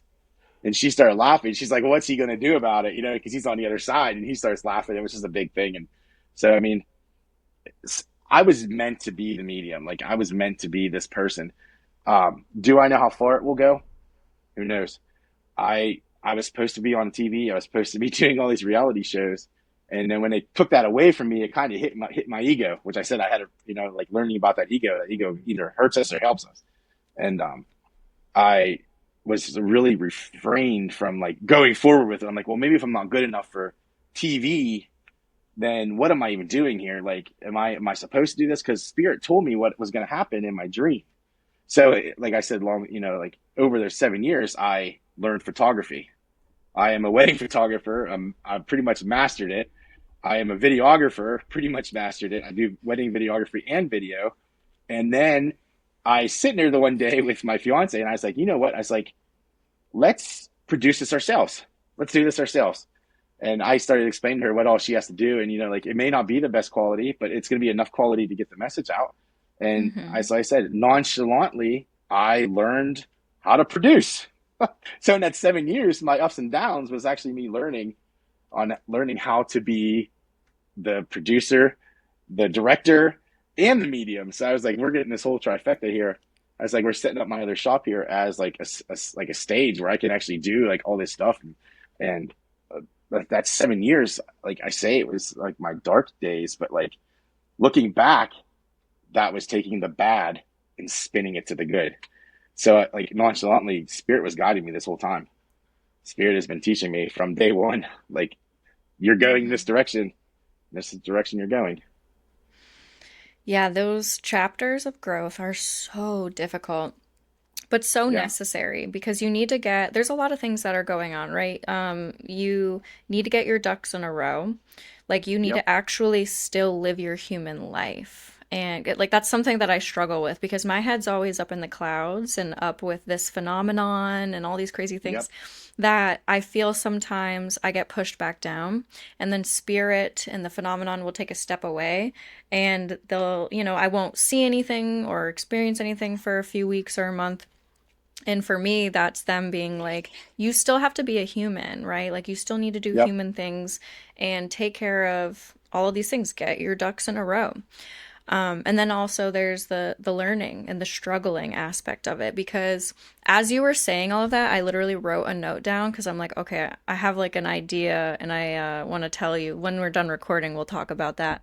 But Okay. when it has to do with producing it yourself. So it's funny, I wrote that down and then you were like, yeah, and so we're going to do it ourselves, which I think is perfect because you could have been really successful with like the TV show. That would have been amazing, Yeah. right? It would have been a really cool path for you.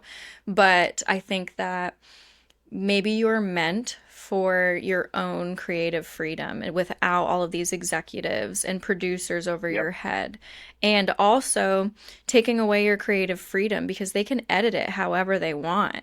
And at Yeah. Oh least yeah. this way, you are in control completely of your story, your narrative, the stories of the people that you're tattooing, Yep. and just doing their story justice in ways that a big, TV show probably wouldn't do. So when you lose an opportunity, I always feel like it's for the greater good because you're being led somewhere else I where you're meant to be. I truly believe that too. And I've said before, they said America wasn't ready for me. I actually like sat down one day and like I'm a crier. I'll cry every day of the week. Like I literally just my daughter says something sweet to me and I'm like bawling. She's like, "Dad, you're crying again." I'm like, "I'm just so proud of you." Like I can't contain it. Like so, but when they said America wasn't ready for me, I sat in a room one day and I meditated on this idea, and I actually felt more like I wasn't ready for America. Like I feel like I would have train wrecked myself because That's I so was funny you drinking. said that. I don't mean to interrupt, but when you just said that, you were like America isn't ready for you, and I jokingly in my head heard, "Yeah, well, maybe I'm not ready for America." And then you just said that. That's so funny. We Yeah, got this we got that's this like I little said. psychic thing going Yeah. on. So like I probably would have been buying cars and like doing like drinking and speeding and driving drunk and like Right. everything I shouldn't have been doing. The stuff that like as a spiritual person, like you crash that like tattoo world is typically a party world. Like Hmm. 10 years ago it would have been a party world. Now it's starting to like ease up a little bit, but like you take tattoo world, you crash it with spirit world, it's like collide. Like it's just like Hmm. there's like the world's untouchable. You can do pretty much whatever you want at that point. And then I probably would have spiraled downhill. And it may go back to my childhood and being bullied and wanting to prove things. Like I don't know. Like I'm not like I don't psychoanalyze myself a lot, but I think sometimes I do. And I'm like, most yeah, people would struggle with that influx of fame and yeah, money and attention. And I think any good and decent person would struggle with those kinds of things. And that I think like you're right on the money with that is you weren't supposed to be that person. You wouldn't have made yeah, as big of a change in this world if you were that person. But also you learn to appreciate what you have more when you have to work your ass off for it. And absolutely. so, with I agree. you having to be in this position, you're going to value your results so much more. You're going to put so much more heart into it because it wasn't just given to you. Like you had to work hard for this, right? Yeah, And yeah, I think that that's a great takeaway because something like that could destroy someone. I've been in situations, not with a TV show, but I've been in Yeah. situations with like a job opportunity that was supposed to be like perfect. And then at the last second, it falls through for reasons that are outside of my control. And it crushes you because you're like, I was this close. I was so close to having more money, being more stable, Yep. having less problems. And it can really crush you and put you in a depression. And now I'm glad I never had that job opportunity because I would have been stuck in Houston, Texas, which I did not enjoy Texas very much personally. That's just me. I would have been living in a totally different place. And I would not have been working on spiritual stuff. I would have been selling like industrial pipes and other things like that, which is Uh, like not interesting. It's not interesting at all. And instead, I get to talk to really cool people like you. yeah. And I'm really excited, yeah, to see what kind of stuff you come up with as far as your own little reality TV show. And I think that it is going to be really popular. I've noticed that with a lot of people out there is they just start doing their thing. And as long as you stick to who you are, you don't change Yep. yourself, you're authentic, and you have a good overall message, just with some consistency, like you are going to hit your demographic of viewer. And Yeah. yeah, I think you're on the right track for sure. Yeah. As soon as the shop, we're right now we're getting ready to knock the wall, like through the wall here, and I have 1,100 square feet on the other side of me. That's going to be like my spiritual mecca. Like as soon as you walk through, it's going to change like from like my crazy comic book stuff behind me to like just bliss and calmness, and like we're going to go right into that. Maybe I'll start wearing a cloak with a I'm just kidding about that, but like I That'd keep be telling my funny. fiance, I said someday you're going to wake up and I'm going to have a stick and I'm going to be standing there with a cloak. My beard's going to be long and gray. She's like, shut up. Yeah, I'm like, right? yeah, yeah. So That's if gonna you be can't make awesome. fun about it, yeah, yeah, I wanted to get into because we have been chatting for a while. I don't want to take your whole day, but I it's cannot fine. skip over you talking about Comic-Con and talking about The Walking Dead. So let's get into that for a few minutes. I feel like Comic Con is like the perfect spot for the medium. I always have said that. Now, years ago, I was tattooing at and let me go back here. I feel like it's the perfect spot for the medium because Comic Con people are typically very accepting of the unknown and the crazy and the super like natural and like they love that. So like I just Mm-hmm. feel at home. Like I feel like accepted. Like like the person that believes in Star Trek is going to believe that there is a guy here that could talk to the dead because like they're geeks and they're nerds and they like that kind of thing, you know. And if you're Mm-hmm. something like Supernatural, the TV show is gonna like, oh my gosh, there's a guy here that talks to mediums or talks to the medium here, talks to the dead. So Mm-hmm. like I always felt accepted. Now years ago, I was down in Florida tattooing, and I saw a picture of the owner of the shop, and there was a bunch of Walking Dead cast around him and the tattoo team. And I'd said to the worker, I was like, "Who is that?" And they're like, "That's that's the owner of the shop. He's there tattooing with the Walking Dead part of the Geekster team." And I was like, "Oh, okay." It was like I looked at him and I smiled. I said, "I'm going to be on there next year." And he just laughed at me. He's like, "You're pretty cocky, aren't you?" I was like, "No, no, no. I'm manifesting." I was like, "I'm telling the universe and I'm ready."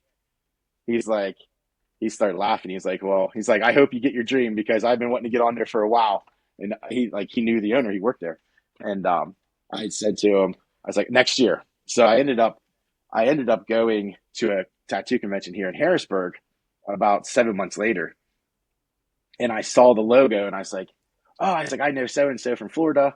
I'd like to get set up on the team." And he's like, "Oh, you know him and him." And he gave me a card with the guy's email address. He's like, "Don't give this email address out to anybody." He's like, "This is a personal email address." He's like, "Message him, send him your portfolio, and tell him that you would like to be part of the Geeksters." And I was like, so I sent him, and it was probably even like, it probably wasn't even 20 minutes. And I just told the girl that I was dating at the time that I was done traveling. I was over this, like not being home all the time. And I said to her, I was like, "Hey, I just messaged so and so." And she's like, "You just told me you were done." I was like, "Well, I felt like it was the right time." So 15 minutes later, I got a message back and he said, "Hey man, I love your portfolio." He's like, I like what you do. Can you be in Atlanta, Georgia in 2 months?" And I was like, I'm not going to say no. So I hopped on an airplane. 2 months later, I was in I was tattooing at the Walker Stalker in Atlanta, Georgia, with a great group of guys and girls. There was a bunch of female tattooers too. But it just from there, Atlanta, Georgia, San Jose, California. Like I was just jumping around the world, bumping elbows with celebrities. And you say like go there. I was in London, I was in Germany, and then that's another thing. You're going around, you're traveling around with all these celebrities, and then you come home, and then you're just like you. So then you have to like kind of Mm-hmm. get used to that, like that change in vibration. Like you're vibrating up here, and then you come home, and I'm just like, ugh.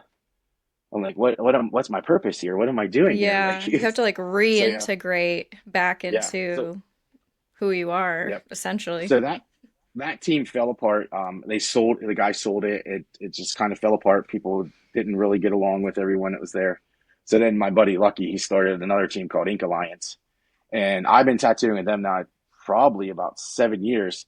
And he's atheist. He doesn't believe in anything.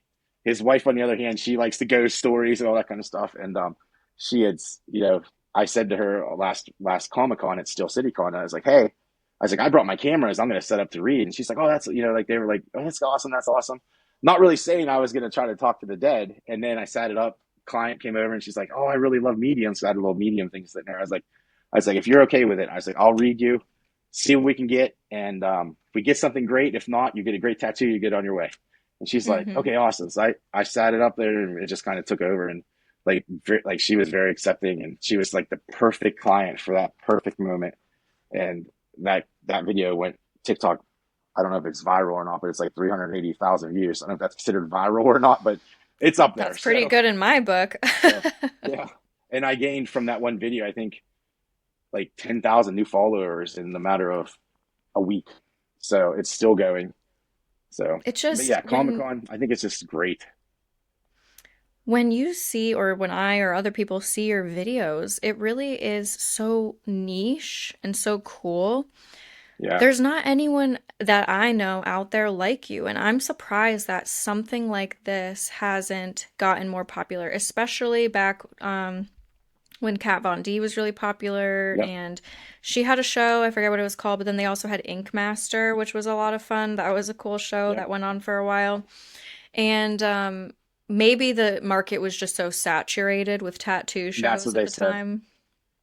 Yep. Right. But And I think it would be good for a resurgence here because I don't know anybody else that has content like you. And that's just so cool. People love to see videos of tattooing. People love to see videos of mediumship and connecting to spirit. And when you put them together, it's like, I think it's great, honestly.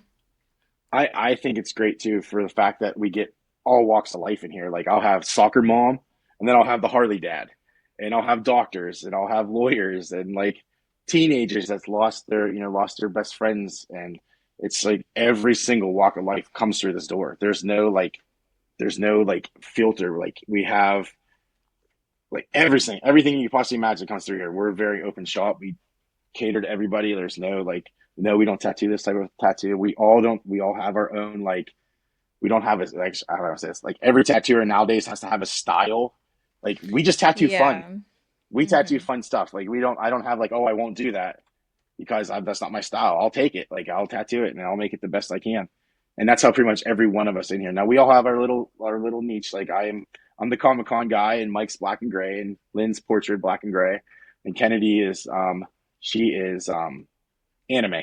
She loves to do anime stuff. So I mean, we all do have that, but we all branch off, and we are this group that I have here right now is super comical. Like we talk about everything from butts to, I mean, literally everything. Like there's nothing off limits. My I love client the that other you day, started she's with that because my friends are always laughing at me because I'm the person that's always bringing up like poo poo pee pee and stuff like that. yeah, So it's like yeah. you I have to mean, revert to like your kindergarten sense of humor yeah. most of the time. So we ended up like my client the other day sat here and she's like, I love this. She's like, I can come in here and talk about everything. She's like, sex, drugs, rock and roll, whatever. And she's like, I couldn't imagine going to my chiropractor and bringing some of the stuff up that I bring up here. She's like, he'd kick me the hell out of there and tell me to get lost. But yeah, so Right? we're open. It's We're an open book. Yeah, it's fun. It's inviting when you can go into a place. I mean, and you're going to be sitting with someone for hours. Like, I got a Yeah. tattoo a year ago. I got a whole sleeve done. It was like three different sessions and I think like over 22 hours. And so you sit Oh with wow. someone so intimately for a long time. And what's funny is that the whole first session, this is a bit of a tangent, but the whole first session that we did, I had my headphones in and we didn't really talk. He was a very nice guy. I just was like watching videos and getting sucked Hmm. into whatever TV show I was watching. And then my headphones died. And when my headphones died, I happened to be listening in on like a Zoom meeting with my UFO friends. I told them I couldn't talk, but I'm here and I could message in the chat. But then my headphones died. So my tattoo artist just happened to ask me, like, well, what were you listening to? And I was like, oh, you're going to think I'm so crazy. I was listening to my UFO friends. And he went on to tell me that when he was 15 years old, he had a UFO orb experience, which is like what we try Hmm. to really connect with is like that fiery glowing orb phenomenon that people What color? What color is the orbs usually for you?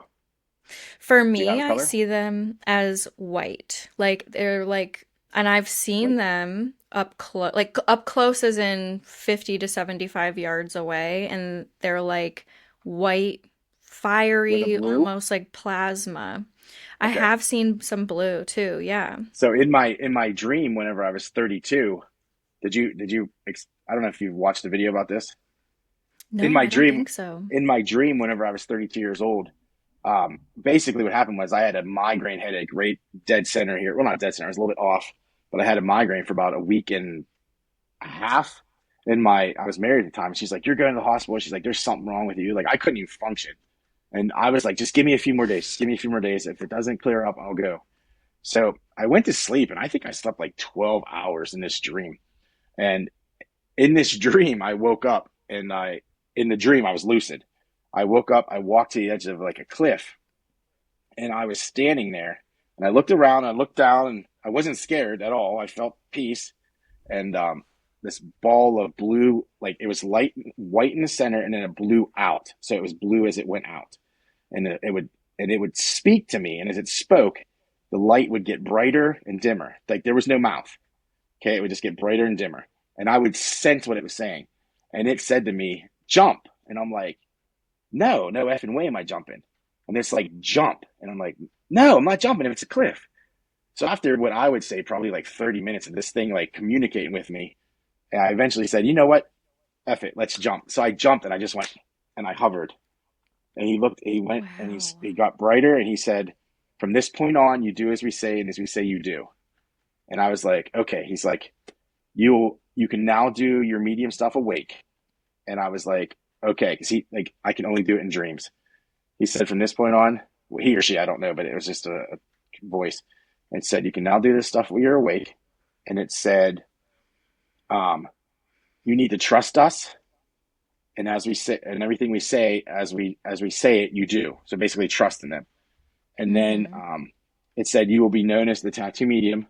You will reach millions." So I went on, and then like at that point, that ball of light like went expanded out and disappeared, and everything went black. Now, the easiest way I can explain it, I don't know if you ever watched Stranger Things, but when Eleven goes under, she sees nothing but black. So Mm-hmm. this what it looked like, and this was 12 years ago. 12 years ago. Well, no, a lot longer than that. I'm 47 now, so it was a lot longer than that.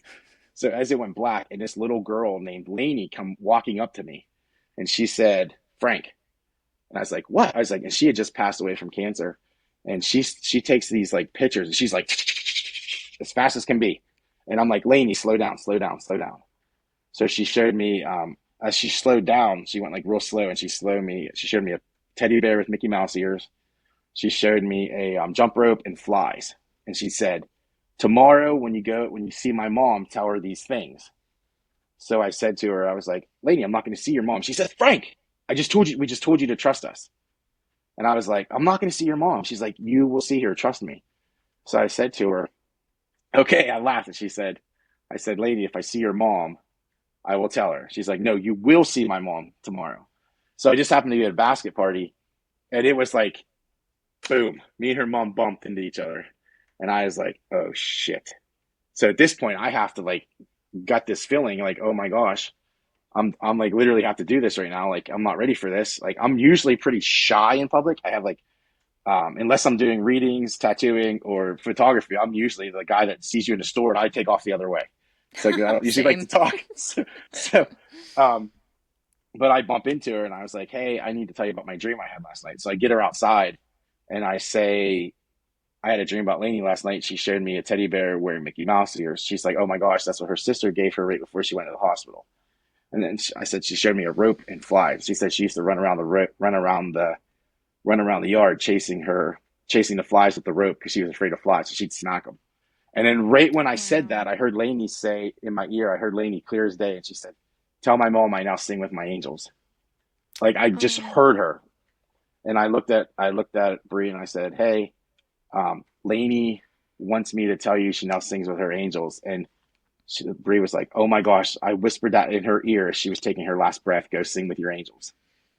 And she said to me, at this point, I'm like, holy shit, like, what the hell is going on? Because at this point, only in dreams. Now I'm awake and I'm hearing this shit. I'm like, what the hell? Like, this is like scaring me a little bit. I'm like, oh my God, like, this is real life.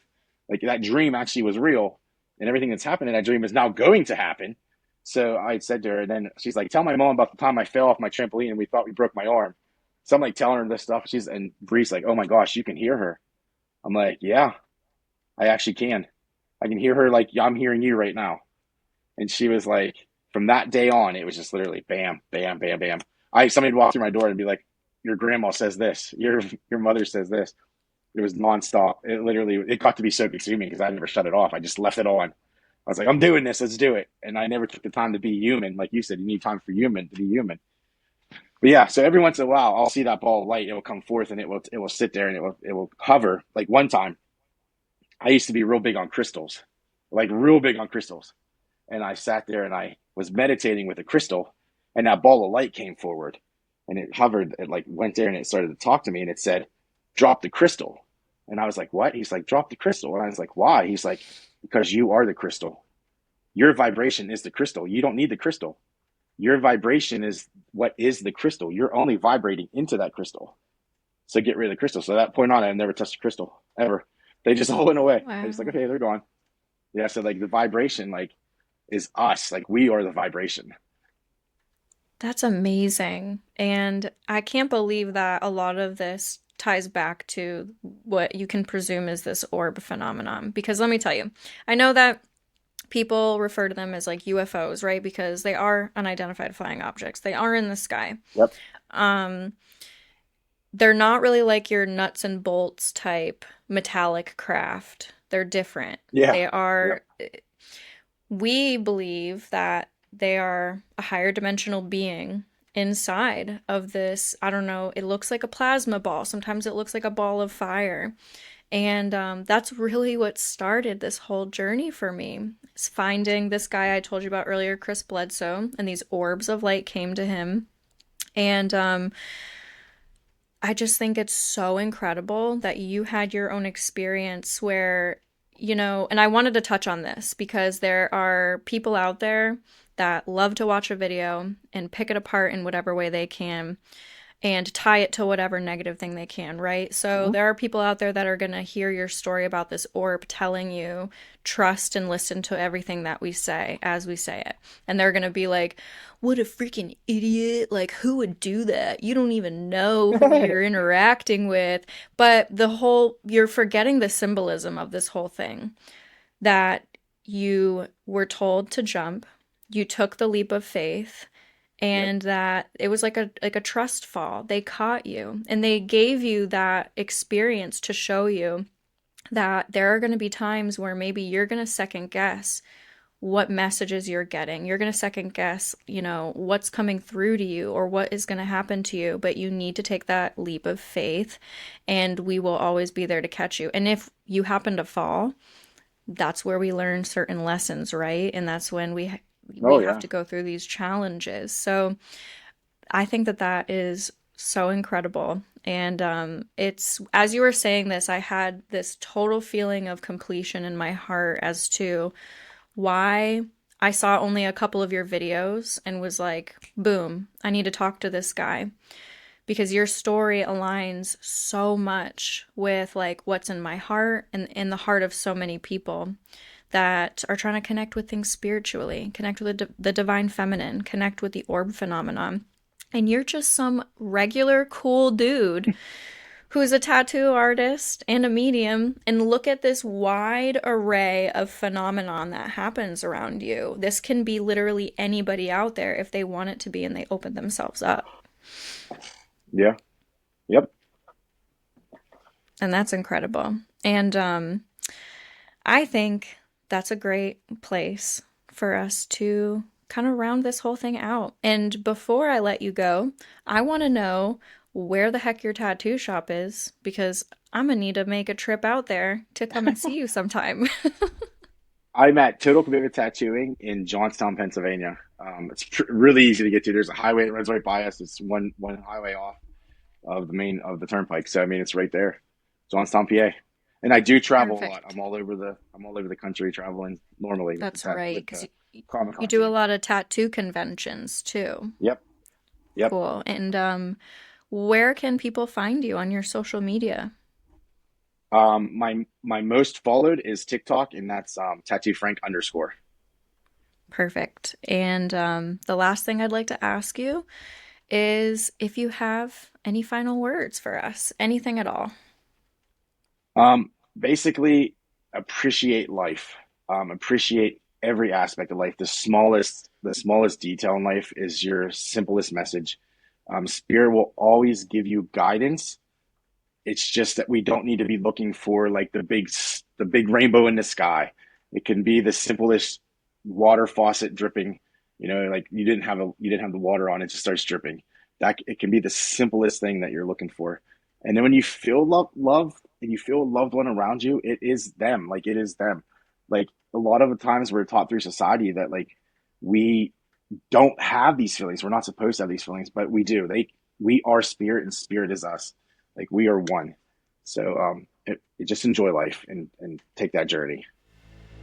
Beautiful message. And thank you so much, Frank, for coming on and dropping your wisdom and sharing your story. And I sense a part two in the future, but maybe I come to you and get the tattoo and maybe get a reading Yeah. and film your shop a little bit. And I think that would be super cool. So thank you so much, Frank, Yep. for Thank you. joining. And thank you all for watching, and I will see you guys in the next one.